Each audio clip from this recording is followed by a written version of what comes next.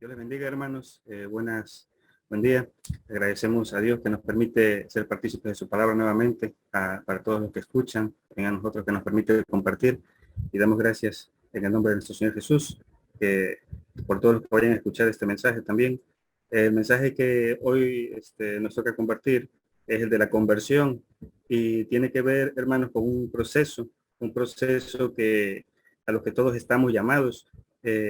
Aquí puse unos puntos nada más para tener un panorama en general. Por ejemplo, tiene que ver con de nacer en la carne a nacer en el espíritu, ¿no? También tiene que ver de pasar de salvación a santificación. También tiene que ver de estar en un estado de vencidos a vencedores, ¿no? De servidumbre a libertad y de paraíso a reino. Y no quiere decir, hermanos, que esto sea todo, simplemente es complemento de lo que hemos venido viendo en el canal. Es parte de esa, a lo que estamos llamados, ¿no? De esa transformación. Ok, vamos a ver qué cosa es la definición de conversión, ¿no? La Real Academia Española dice que la conversión es una transformación o cambio de una cosa en otra distinta. Conversión. También dice que es transformación de alguien en cierta cosa que antes no era. Bueno, en sí la conversión es transformarse, ¿no? Ser transformados. Y antes de proseguir con el tema, vamos a ver primeramente que hay dos pactos en la Biblia, ¿no? Hay dos pactos, uno que es de salvación y otro que es de santificación, y tienen sus ramificaciones, pero en general son dos pactos. Por ejemplo, en Gálatas 4:22, del 22 al 24 y el 26 dice, porque escrito está que Abraham tuvo dos hijos, uno de la sierva y otro de la libre, mas el de la sierva nació según la carne, hablando del hijo de Abraham, ¿no? Dice, pero el de la libre nació por la promesa, su otro hijo. Dice, los cuales cosas son dichas por alegoría, porque estas mujeres son los dos pactos. Uno ciertamente del monte de Sinaí, el cual engendró para servidumbre, que es Agar, más la Jerusalén de arriba libre es, ¿no? La cual es madre de todos nosotros. Bueno, todos iniciamos en el primer pacto, el de salvación, tiene que ver con la carne y tiene que ver con servidumbre. Bueno, hablando de esos dos pactos, hay dos pactos y hay dos destinos para el creyente, ¿eh? Vamos a verlo, por ejemplo, en Lucas 23, del 42 al 43, le dice uno de los ladrones al Señor Jesucristo, dice, acuérdate de mí cuando vinieres a tu reino. Entonces Jesús le dijo, de cierto te digo que hoy estarás conmigo en el paraíso. Bueno, hay dos lugares, uno es el paraíso y otro es el reino, ¿no? El Señor viene a reinar primeramente aquí, pero está el reino de Dios, establece su reino aquí primeramente y después vamos a ser trasladados al reino, si es que cumplimos con la conversión.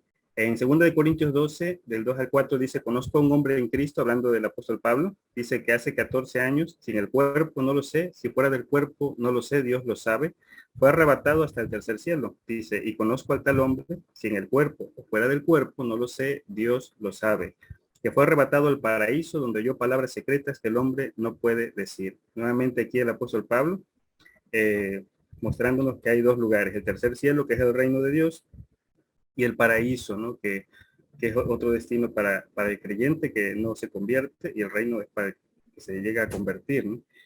A transformar. Dice en Juan 3, respondió Jesús a Nicodemo. Nicodemo, recordemos que fue un fariseo que visitaba al Señor a escondidas, ¿no? Por miedo a sus hermanos, los otros fariseos, ¿no? Que no creían en él, pero Nicodemo sí creyó. Y el Señor le dijo a Nicodemo, de cierto te digo, el que no naciere de agua y del Espíritu no puede entrar en el reino de Dios. Entonces aquí ya el Señor estaba poniendo un camino diferente al de solo creer, ¿no? Porque ya Nicodemo ya era salvo, ya creía en el Señor, pero le estaba enseñando el Señor un camino al reino, un camino mejor, ¿no?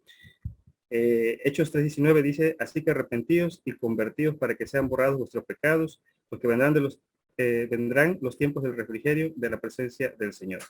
Entonces, vemos nuevamente aquí, dice arrepentimiento y conversión, ¿no? Arrepentidos y convertidos. Son dos cosas diferentes.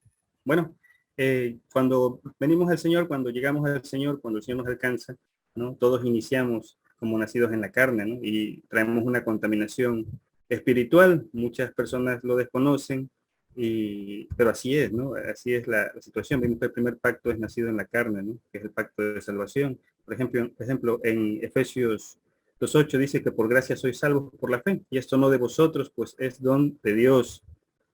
Entonces, somos salvos por gracia, ¿no? Es un don, es un regalo de parte de Dios. El Señor nos lo pone muy sencillo, ¿no? Simplemente creer y arrepentirse. Por ejemplo, el apóstol Pedro nos dice en Hechos 2:38, arrepentíos y bautícese cada uno de vosotros en el nombre de Jesucristo para perdón de los pecados y recibiréis el don del Espíritu Santo. Arrepentimiento, bautizarse y permanecer en la fe, ¿no? El Señor nos pide que permanezcamos en la fe, perdón, hasta el último día de nuestra vida, ¿no? Que no nos cambiemos, que permanezcamos fieles, ya sea como creyentes o convertidos. Pero aquí dice bautícese. En 1 de Pedro 3:21 nos habla que ese bautismo de agua no quita las inmundicias de la carne. Entonces, se tiene que hacer, bueno, sí, como testimonio, ¿no? A las demás personas de que somos creyentes, ¿no? Y dice también que recibiremos el don del Espíritu Santo. Bueno, nosotros conocemos que el don del Espíritu Santo nos lo da el Señor, ¿no? Nos lo da el Padre a través de pedirlo, a través de la imposición de manos o a través de la predicación. Es un don que el Señor nos da para que podamos avanzar hacia la conversión, que es la primera ayuda espiritual. En 1 Timoteo 2:4 dice que Dios quiere que todos los hombres sean salvos y que vengan al conocimiento de la verdad. O sea, Dios no quiere que nadie se pierda, ¿no? Quiere que todos empecemos, por lo menos que creamos, ¿no? Pero que después vayamos a conocer a la verdad. La verdad dice que nos hace libres, ¿no? Y la verdad tiene que ver con conocer al Señor y conocer al Padre. En Juan 3:6 nos dice lo que es nacido en la carne, carne es, y lo que es nacido en el espíritu, espíritu es. Hablando de esos dos pactos, el que es nacido en la carne, ya vimos que es el que por fe alcanza la salvación, y el que es nacido del Espíritu, así como el Señor le dijo a Nicodemo, hay que nacer de agua y del Espíritu, ¿no? Para poder ser convertidos. Ok, también en Romanos 8 dice, porque los que viven conforme a la carne, de las cosas que son de la carne se ocupan, más dice más los que conforme al Espíritu, de las cosas del Espíritu. Dice, porque la intención de la carne es muerte, más la intención del Espíritu, vida y paz. Por cuanto la intención de la carne es enemistad contra Dios, porque no se sujeta a la ley de Dios, ni tampoco puede. Así que los que están en la carne no pueden agradar a Dios. Bueno, todos llegamos al Señor y dice que nos ocupamos de las cosas de la carne, ¿no? De las cosas de nuestra vida, ¿no? De las cosas naturales, ¿no? Por decirlo así. Pero hay un problema, ¿no? Dice que ocuparse nada más de lo natural es muerte, ¿no? Y es enemistad contra Dios. Y mientras estamos en la carne, no podemos sujetarnos a la ley de Dios. El apóstol Pablo nos dice que la ley de Dios es espiritual y él especifica, ¿no? Dice una ley espiritual y nosotros somos carnales, ¿no? Tenemos que volvernos espirituales para poder cumplir la ley de Dios. Y dice que los que están en la carne no pueden agradar a Dios. Bueno, iniciamos todos en la carne, es un proceso, hermanos, así que lo que tenemos que seguir es al Señor, tenemos que seguir avanzando. En Gálatas 4:29 dice, empero, como entonces el que era engendrado según la carne perseguía al que había nacido según el Espíritu, así también ahora. Bueno, esto es algo que, por ejemplo, en los tiempos del Señor lo vimos, ¿no? Sus hermanos en la carne, ¿no? Los de Israel persiguieron al Señor, ¿no? Persiguieron también a los discípulos. Eh, el apóstol Pedro, ¿no? Todos los discípulos empezaron en la carne hasta que fueron bautizados en espíritu. Y no entendían muchas cosas, ¿no? Y algunos de los nacidos en la carne, pues son los que persiguieron al Señor, ¿no? Los que entregaron a los gentiles, ¿no? Y lo llevaron a la muerte.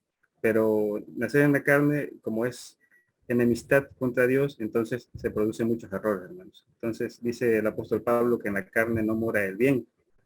En Efesios 2, de 2 al 3 dice que en otro tiempo anduviste conforme a la condición de este mundo, conforme al príncipe de la potestad del aire. Dice el espíritu que ahora obra en los hijos de desobediencia.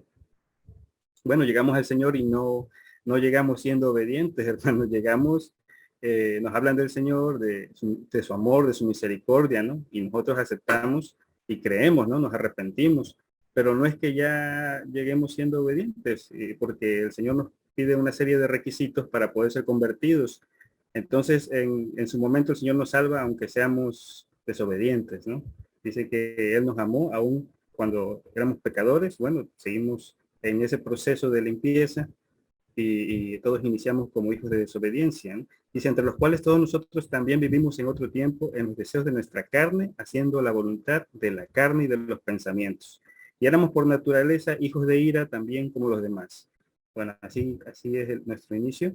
Hacemos nuestra voluntad o la voluntad de la carne, no hacemos la voluntad de Dios, que conocemos que es la santificación, y de nuestros pensamientos. O sea que nos enfocamos en nuestro bienestar y nos enfocamos en lo que es este mundo, ¿no? Bueno, aquí también nos dice que nuestros intereses cuando iniciamos están desviados, ¿no? Y puestos en el mundo. Por ejemplo, en 1 de Juan 2, 15 al 17 dice, no améis al mundo ni las cosas que están en el mundo. Si alguno ama al mundo, el amor del Padre no está en él.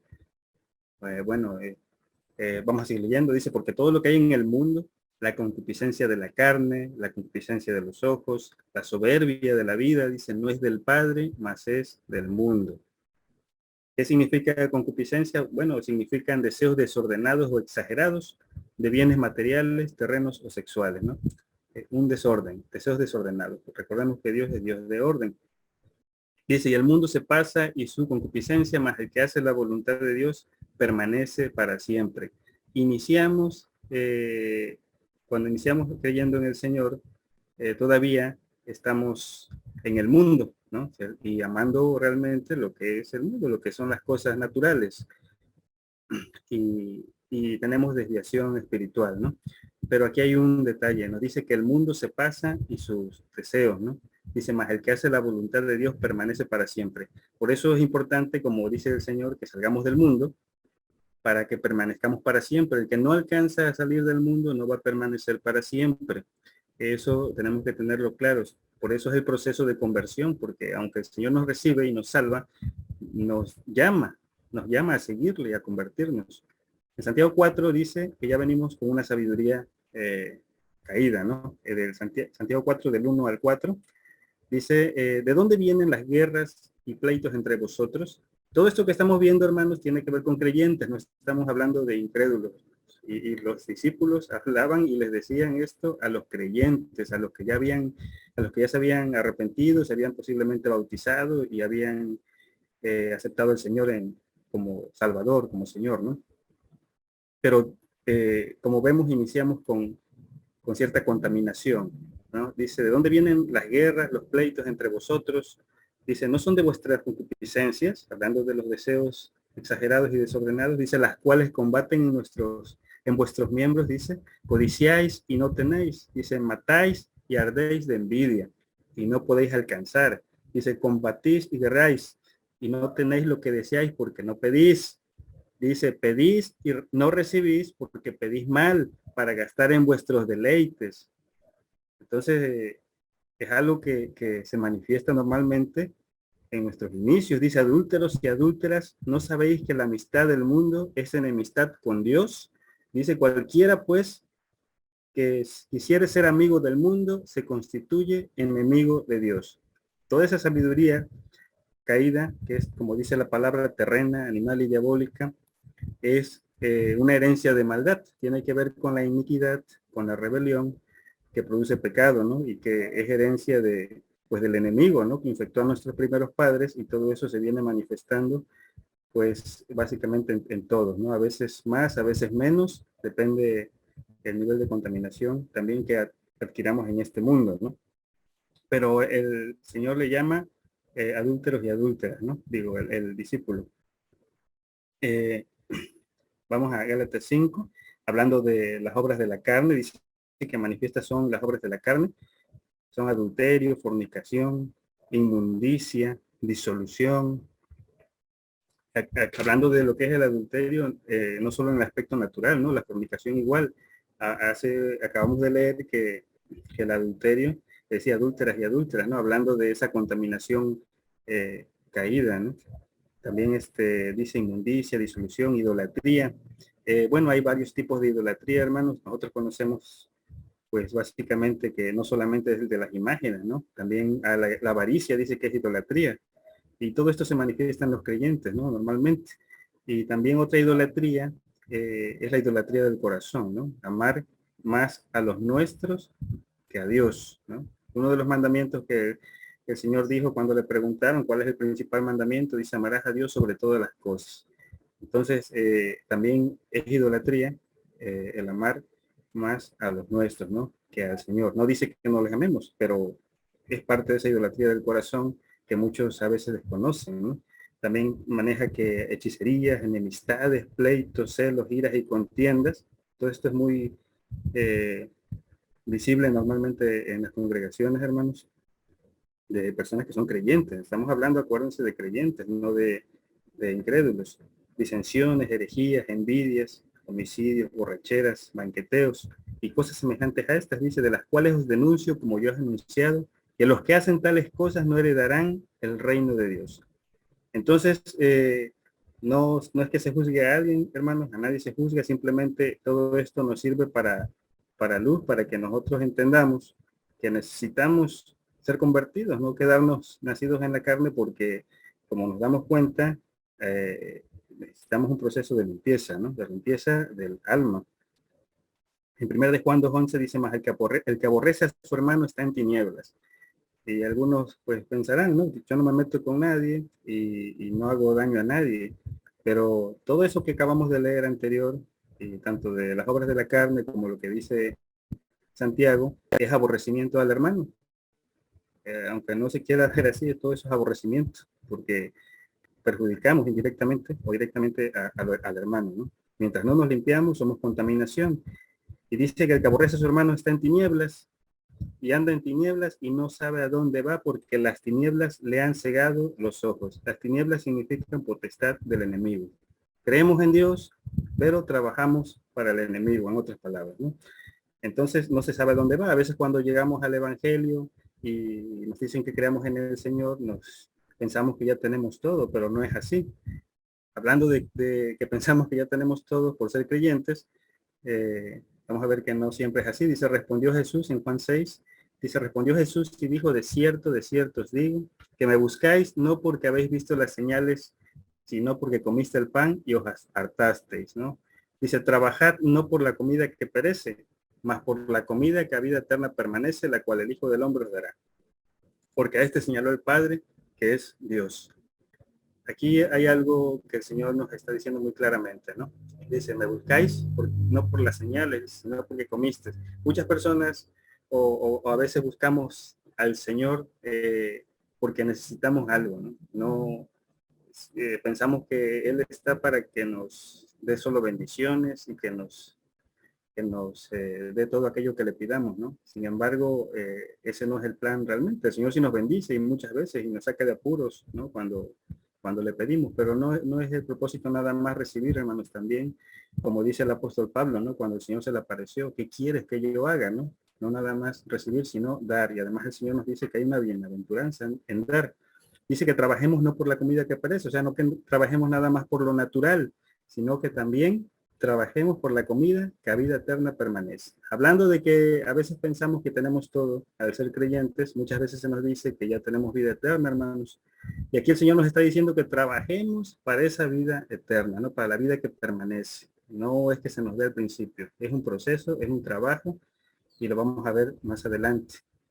En 2 de Pedro 2:19 dice, prometiéndoles libertad, siendo ellos mismos siervos de corrupción, porque el que es de alguno vencido es sujeto a servidumbre del que lo venció. Hablando del que no se ha convertido, que promete libertad, el único que puede hacernos libres es el Señor, hermanos. Pero a veces, por falta tal vez de entendimiento o de crecimiento, y si nosotros no hemos sido transformados y convertidos, no podemos dar lo que no tenemos. Pero aquí la situación es esta, ¿no? El que no sale de esa potestad de las tinieblas está vencido y es sujeto a servidumbre. El Señor le decía a los que le perseguían, ¿no? Dice, ciegos, guías de ciegos, ¿no? Entonces hay que quitar esa viga, quitar toda esa contaminación con la que venimos y con la que nos contaminamos en el mundo para poder ver, para poder ayudar a los hermanos. En Juan 8, del 31 al 36, dice que Jesús decía a los judíos que habían creído, a los salvos, ¿no? A los que habían aceptado ese pacto de salvación, ese regalo de Dios. Jesús decía a los judíos que habían creído, si vosotros permaneciereis en mi palabra, seréis verdaderamente mis discípulos y conoceréis la verdad os libertará. Fíjense lo que el Señor les decía. No les dice si ustedes permanecen creyendo, ¿no? Dice que permanezcan en su palabra. O sea, permanecer creyendo tenemos que hacerlo, pero también tenemos que cumplir lo que el Señor nos pide para ser discípulos. Y dice que conoceremos la verdad y la verdad nos hará libres, ¿no? Nos libertará. Y le respondieron, simiente de Abraham somos y jamás servimos a nadie. ¿Cómo dices tú, seréis libres? Bueno, en ese momento estaban bajo el pie de Roma y decían que no servían a nadie. Pero el Señor no les hablaba del aspecto natural, sino del aspecto espiritual. Y Jesús les respondió, de cierto os digo, que todo aquel que hace pecado es siervo de pecado. Y el siervo no queda en casa para siempre, el Hijo queda para siempre. Dice, así que si el Hijo os libertare, seréis verdaderamente libres. El detalle de la servidumbre o de estar en la carne es que se es siervo de pecado, ¿no? Y por eso el Señor decía que cumpliéramos su palabra, ¿no? Para poder ser discípulos, conocer la verdad y ser libres.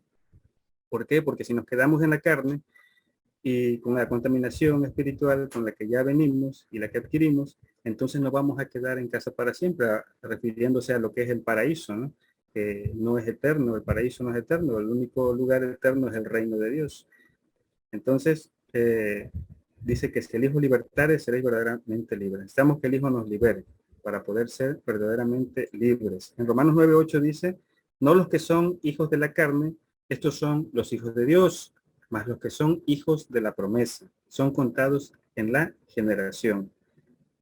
Claramente nos dice que si nos quedamos en la carne, no nos maneja como hijos de Dios. En otro lugar dice ilegítimos, ¿no? O bastardos, así lo maneja la palabra.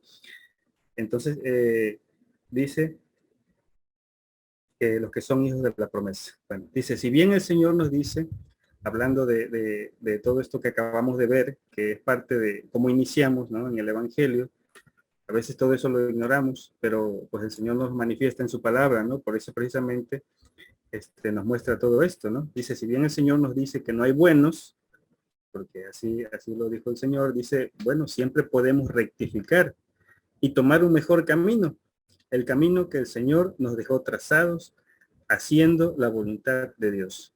Bueno, ya vimos que nadie es bueno, pero siempre podemos rectificar, ¿no? Dice en 1 Tesalonicenses 4:3, porque la voluntad de Dios es vuestra santificación, que os apartéis de fornicación, ya sea natural y espiritual. Hablando de toda la contaminación que traemos, dice, mas a todos los que le recibieron, Dios potestad de ser hechos hijos de Dios, a los que creen en su nombre. Aquí hay algo importante. A todos los que ya creyeron, dice, a los que creen en su nombre, a los que le recibieron como Salvador, nos da una potestad. Es un derecho, la potestad es un derecho que debemos tomar. Tenemos el derecho de ser hechos hijos de Dios, pero ese derecho tenemos que tomarlo. El que no toma ese derecho no va a quedar para siempre. El que toma ese derecho sí va a quedar para siempre, como lo leímos hace un momento. Entonces la santificación, vamos a ver que tiene que ver con ser dignos del Señor, con recibir un espíritu que santifica, tiene que ver con sacrificio, con seguirle, con palabra oculta en misterio y con llevar cargas. Es parte de ese proceso de conversión. Bueno, aquí nos dice que somos llamados a convertirnos, somos llamados a santificación. Santificación significa apartado, apartado para Dios o apartado para gobernar también. Hechos 26:18, el apóstol Pablo fue enviado del Señor, le dio una instrucción específica, ¿no? Dice, para que abra sus ojos, para que se conviertan de las tinieblas a la luz, hablando de esa conversión, ¿no? De que iniciamos en tinieblas, hay que pasar a la luz, dice, y de la potestad de Satanás a Dios, para que reciban por la fe que es en mí remisión de pecados y suerte entre los santificados. A veces el creyente piensa que no está en tinieblas o que no está bajo potestad de Satanás. Pero basta ver los hechos, basta ver las obras, son obras de la carne, y eso nos manifiesta, ¿no? Nos delata en este aspecto. Pero es un inicio y todos empezamos de alguna forma así, y el Señor nos llama a convertirnos para pasar de tinieblas a luz y de la potestad caída a la potestad de Dios. En otras palabras, la conversión es la santificación. En primera de Corintios perdón, también nos llama a seguirle. Dice que el que me sigue no andará en tinieblas. Y el seguir al Señor tiene que ver con imitarle. Por eso el apóstol Pablo decía, imítenme a mí como yo imito a Cristo, ¿no? Y hablando de seguirle, si le seguimos, dice que Él nos da vida eterna. También nos dice que sus ovejas oyen su voz y le siguen. Dice, y yo les doy vida eterna. En 1 Corintios 2:9 dice, antes como está escrito, cosas que ojo no vio, ni oreja oyó, ni han subido en corazón de hombre, son las que Dios ha preparado para aquellos que le aman. Démonos cuenta, hermanos, que aquí hay una condicionante. Dice para los que le aman. Cuando nosotros iniciamos como creyentes, estamos recibiendo el amor de Dios. Por eso dice, de tal manera amó Dios al mundo que ha dado a su Hijo unigénito, para que todo aquel que en él cree no se pierda, ¿no? Pero también dice, más tenga vida eterna, más que se convierta, ¿no? Entonces, dice aquí que hay una promesa, ¿no? Dice que cosas que ojo no vio, ni oreja oyó, ni han subido en corazón de hombre, son las que Dios ha preparado para aquellos que le aman. Entonces ya aquí no nada más es recibir el amor de Dios, sino también amarle.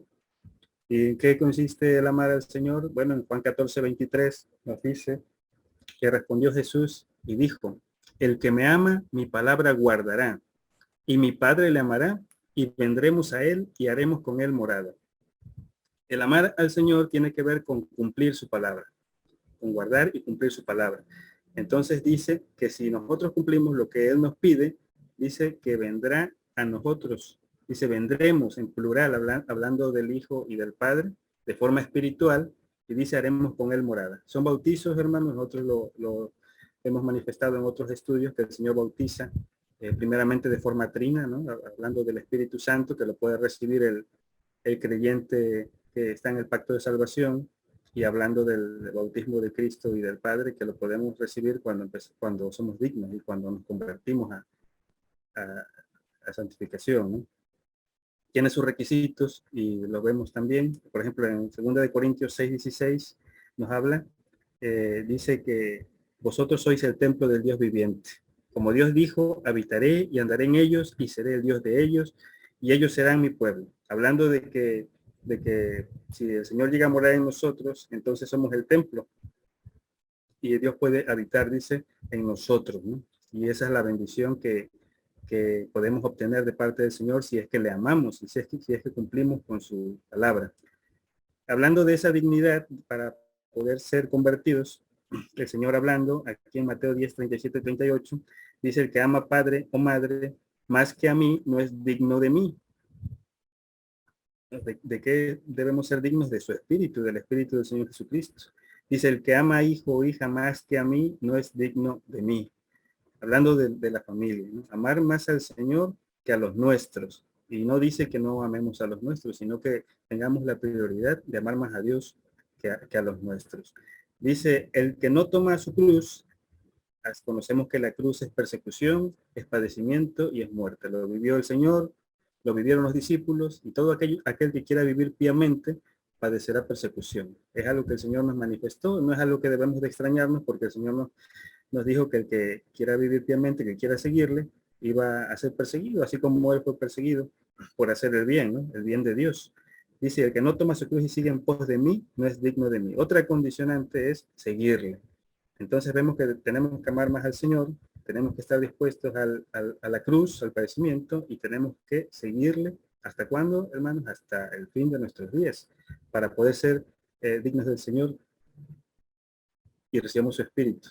Al ser dignos lo recibimos y tenemos que ir creciendo. El Señor nos mostró, el Señor en nosotros nos santifica y nos hace hijos, ¿no? Vamos a ver por qué dice eso. En 1 Corintios 1:2 dice el apóstol Pablo a la iglesia de Dios que está en Corinto, santificados en Cristo Jesús, llamados santos. El que nos santifica es el Señor Jesucristo a través de su Espíritu, que es lo que acabamos de ver. Siendo dignos del Señor, llega el Señor a nosotros y nos santifica, ¿no? Y dice llamados santos. Nadie puede ser santo en la carne, hermanos. Tenemos que recibir ese Espíritu que santifica, que nos ayuda a limpiarnos de toda esa contaminación espiritual que ya traemos y que adquirimos en el mundo. Y a todos los que invocan el nombre de nuestro Señor Jesucristo, en cualquier lugar, Señor de ellos y nuestro. Aquí está hablando de dos grupos, de los santos que son los santificados en Cristo Jesús, y de los salvos. ¿Perdón?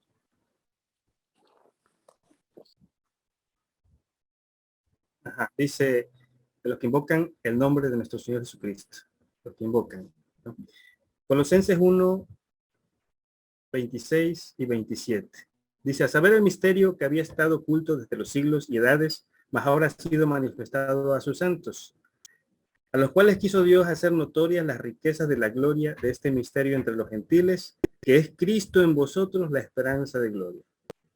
Nuevamente lo ratifica aquí el apóstol en Colosenses 1, dice que es Cristo en nosotros, la esperanza de gloria. Que podamos obtener ese bautismo espiritual, ese bautismo de Cristo, que es el que nos santifica, pero dice aquí que es un misterio, hermanos. Por eso es que normalmente no se conoce, normalmente se habla de la tercera persona en las congregaciones, y la tercera persona nos ayuda, es una ayuda espiritual que Dios nos da al principio como creyentes para que oremos abundantemente en el Espíritu, que son las lenguas espirituales, y el Espíritu clame por nuestra santificación. O sea que es la ayuda espiritual que nos puede traer a Cristo. De hecho, demanda porque seamos santos, el Espíritu Santo, tercera persona.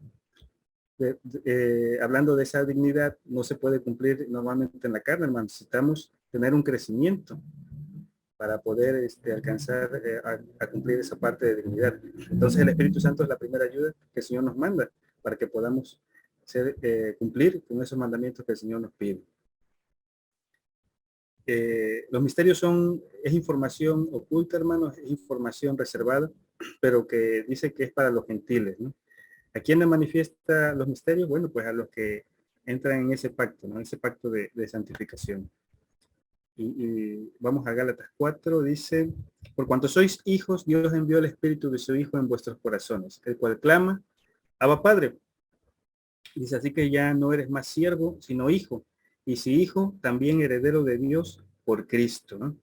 Entonces, cuando somos dignos, llega ese Espíritu del Señor en nuestros corazones, dice, llega nuestro Espíritu y trabaja en nuestro corazón, pero clama Abba Padre, ¿no? Cuando tenemos que hacer crecer ese espíritu, el apóstol Pablo nos dice que el Espíritu de Jesucristo se suministra en Filipenses 1:19, y también nos dice que el que no tiene el Espíritu de Cristo, el tal no es de él.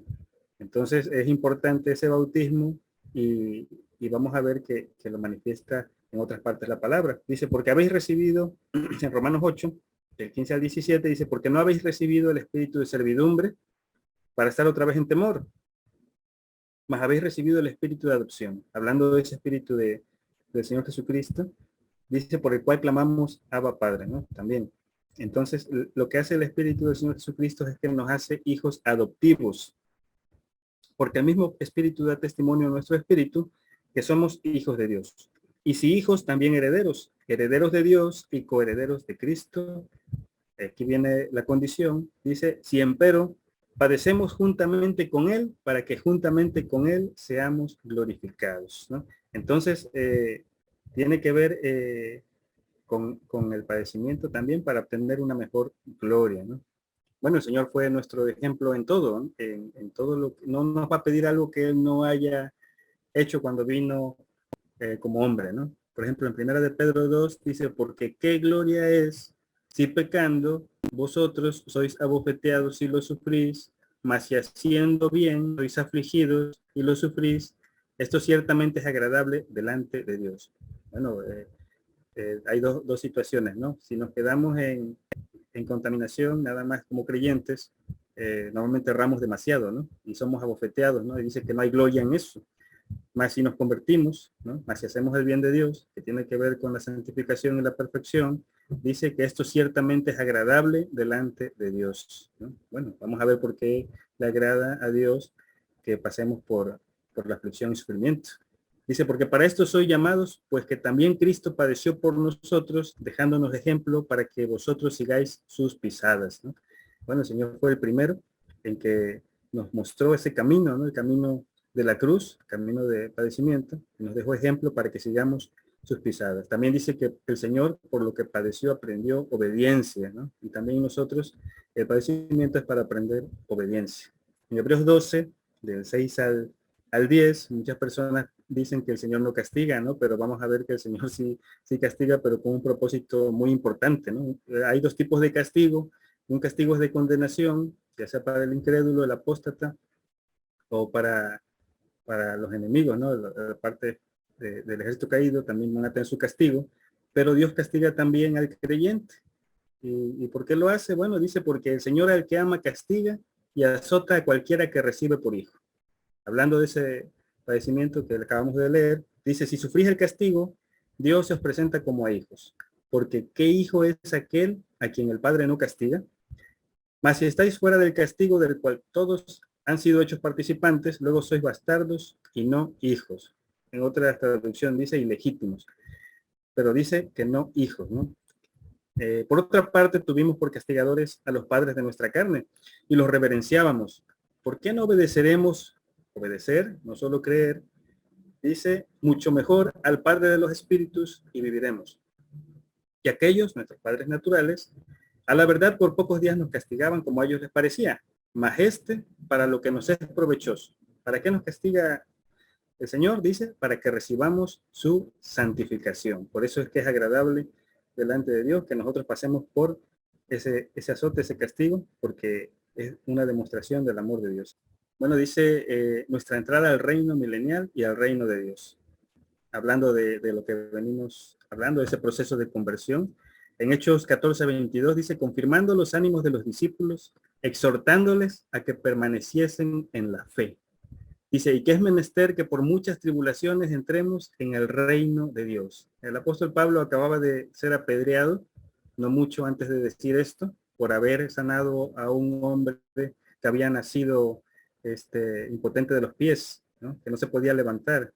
Entonces llegó a Listra y lo levantó con el poder de Dios. Le dijo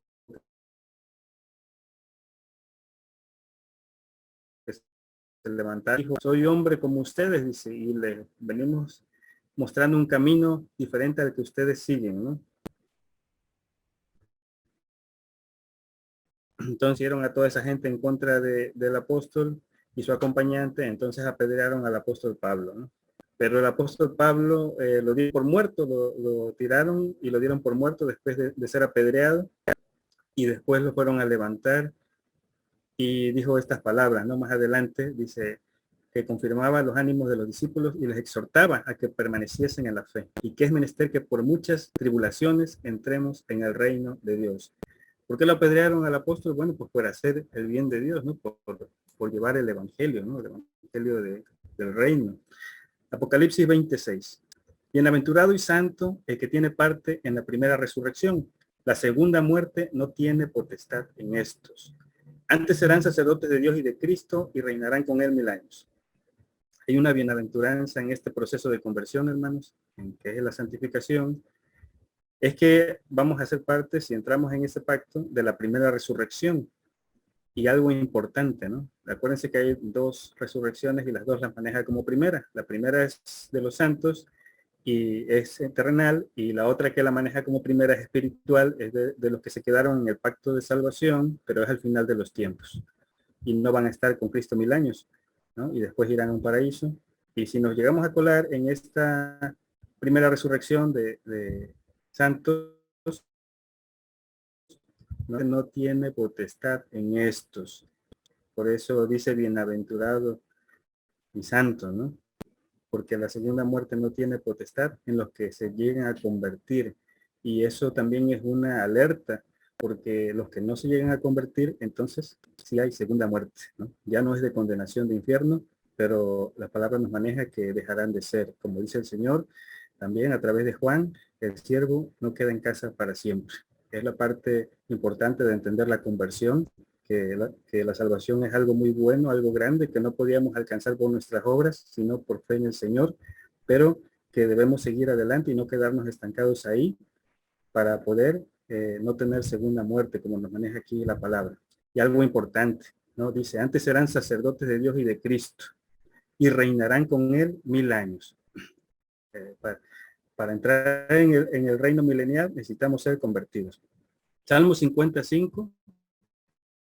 Juntarme conmigo pacto con sacrificio. Bueno, vemos que tiene que ver con un sacrificio, ¿no? La conversión tiene que ver, ya no es algo de estar cómodos, es algo de como dice la palabra, los entendidos entenderán, ¿no? Y resplandecerán, porque tenemos que tener un entendimiento. Por ejemplo, el Señor Pedro le decía al Señor que no fuera a la cruz, ¿no? Porque pensaba de forma humana, ¿no? De forma natural, no tenía entendimiento espiritual, ¿no? Y el Señor le dijo, apártate de mí, Satanás, que no conoces las cosas que son de Dios, sino las de los hombres. Aquí también el padecimiento puede ser locura para muchos hermanos, sin embargo el Señor nos llama a esos a padecer por su nombre, ¿no? Por su causa, ¿no? Dice que el hombre animal no percibe las cosas que son de Dios, ¿no? Entonces tenemos que volvernos de ser nacidos en la carne a nacidos en el espíritu para poder entender muchas cosas que en la carne no se pueden entender. Pero es un sacrificio el pacto de santificación. En Mateo 5:10 también nos dice que es una bienaventuranza. Dice que bienaventurados los que padecen persecución por causa de la justicia, porque de ellos es el reino de los cielos. Nuevamente nos lleva a lo mismo, pero ¿qué tiene que ver el premio? ¿No? Dice reino de los cielos, donde hay vida eterna y donde hay inmortalidad. Recordémonos que la santificación se divide en dos. Tiene que ver con los sacerdotes y tiene que ver con los reyes, ¿no? Jeremías 15:19 dice, por tanto, así dijo Jehová, si te convirtieres, yo te repondré y delante de mí estarás. Y si sacares lo precioso de lo vil, serás como mi boca. Y se conviértanse ellos a ti y tú no te conviertas a ellos. Hablando de esa conversión, si nosotros alcanzamos a convertirnos, ya sea en santos o en perfectos, ¿no? Tenemos cómo mostrar ese camino a otras personas, ¿no? Por eso conviértanse ellos a ti y tú no te conviertas a ellos, ¿no? Apocalipsis 5:10. Y nos ha hecho para nuestro Dios reyes y sacerdotes y reinaremos sobre la tierra. Eh, bueno, todo esto que estamos hablando tiene que ver con sacerdotes y hemos tocado también parte de los reyes, ¿no? Los reyes son los que, aparte de este pacto de santificación, de sacrificio, de ser dignos, de padecer por el Señor, también renuncian a todas las cosas. Recordemos que el Señor cuando habló a sus discípulos, dejaron todo, ¿no? Dejaron familia, dejaron sus trabajos, ¿no? Dejaron sus barcos, los apóstoles. Mateo dejó su trabajo de cobrar impuestos y le siguieron, ¿no? Y renunciaban y le sirvieron al Señor. Eso tiene que ver con el siguiente paso de la conversión, ¿no? También a un joven rico, ¿no? Que le preguntaba al Señor sobre la vida eterna. El Señor le puso una condición, ¿no? Dice, vende todo lo que posees y da a los pobres, ¿no? Toma tu cruz y sígueme. Eso ya es el segundo paso de la conversión para reyes. Recordemos que habla de reyes y sacerdotes. Eso lo podemos encontrar en Lucas 14:33 y Lucas 18:22. También tiene que ver, hermanos, el proceso de conversión o de santificación con llevar cargas naturales y cargas espirituales. En Hechos 20:35 dice, en todo es enseñado que trabajando así, hablando el apóstol Pablo, dice, es necesario sobrellevar a los enfermos y tener presente las palabras del Señor Jesús, el cual dijo, más bienaventurada cosa es dar que recibir.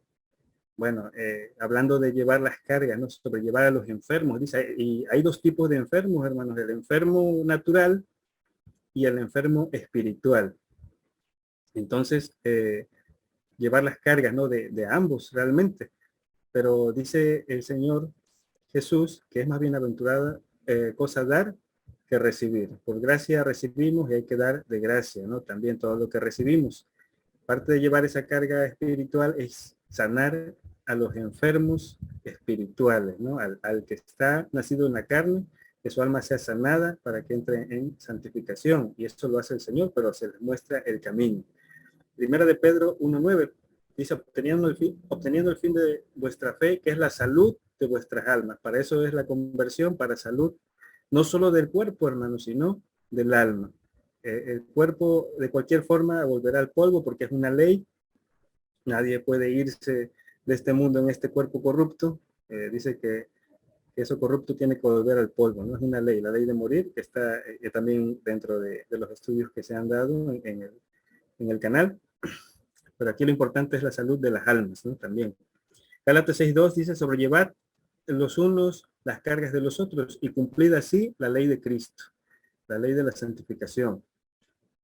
Debemos llevar, entonces vemos que cargas espirituales y también cargas naturales. Por ejemplo, el Señor predicando en Lucas 8 del 1 al 3, hay quienes apoyaban ese ministerio del Señor. Dice, aconteció después que el Señor caminaba por todas las ciudades y aldeas predicando y anunciando el evangelio del reino de Dios, y los 12 con él, los 12 discípulos.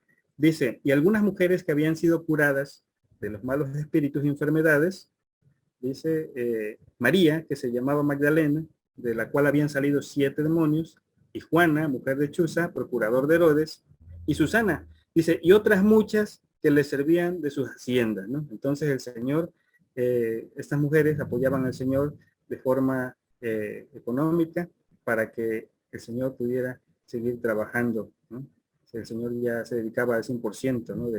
Al servicio del Padre, ¿no? También esto tiene que ver con los que venden todo, ¿no? El Señor se despojó de todo, primeramente en los cielos y después aquí eternalmente, también de su hogar, ¿no? Y vemos que recibía apoyo, ¿no? En Filipenses 4, del 15 al 19 dice, y sabéis también vosotros, oh filipenses, que al principio del Evangelio, cuando partí de Macedonia, ninguna iglesia me comunicó en razón de dar y recibir, sino solo vosotros, ¿no?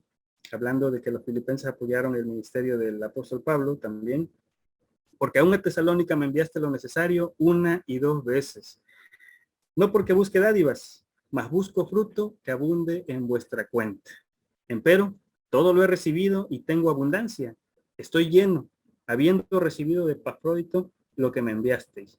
Olor de suavidad, sacrificio acepto y agradable a Dios. Bueno, ahí apoyaban en lo natural al ministerio del apóstol Pablo, ¿no? Pero vemos que recibían una bendición, ¿no? Espiritual. Se lo daban al hombre y sin embargo aquí el apóstol Pablo decía que era olor de suavidad y sacrificio acepto, agradable a Dios. Mi Dios pues suplirá todo lo que os falta conforme a sus riquezas en gloria en Cristo Jesús.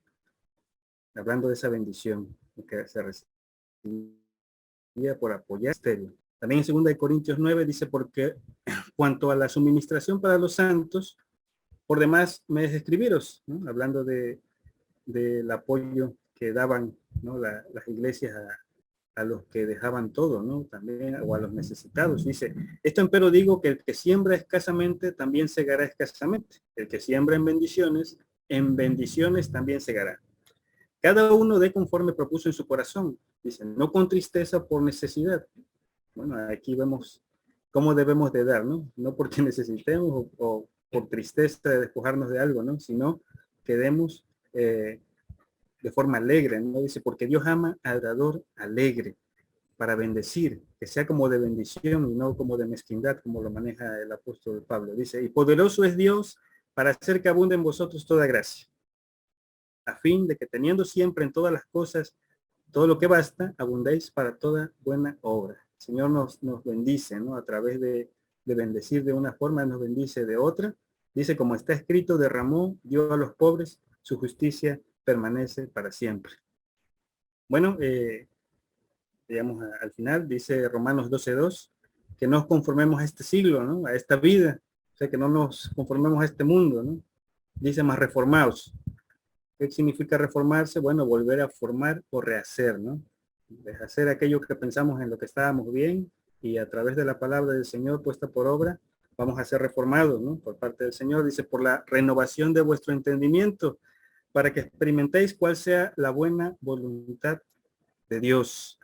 Dice, agradable y perfecta. La buena voluntad de Dios es la perfección, la santificación primeramente y después llegar a perfección. Y vemos, creo que en Efesios 4:12 es donde dice que la santificación se puede perfeccionar, ¿no? A través de los ministerios. Pero dice agradable y perfecta. Esa santificación de la que hemos estado hablando se tiene que perfeccionar. Dice 2 Corintios 3:18, por tanto, nosotros todos mirando a cara descubierta como en un espejo la gloria del Señor, somos transformados de gloria en gloria en la misma semejanza, como por el Espíritu del Señor. Tenemos que ser procesados, hermanos. Dice aquí que somos transformados de gloria en gloria, ¿no? Empezamos con errores, empezamos con desconocimiento, con contaminación, pero hay que irnos transformando, ¿no? Hay que ir siguiendo al Señor. El Señor es el que hace la transformación. Nosotros simplemente tenemos que cumplir con lo que Él nos pide y el Señor nos va a ir limpiando, nos va a ir transformando Ahora somos hechos a imagen de Dios, pero lo que el Señor quiere es que lleguemos a ser a semejanza, ¿no? Como lo maneja en las Escrituras, como el ángel de Jehová, ¿no? Pero aquí la transformación empieza, por lo menos para seguir creciendo. Iniciamos como niños en Cristo, así como los corintios que tenían algunos que otros celos, contiendas, disensiones, pero ya no tenían toda la carga espiritual de antes, ¿no?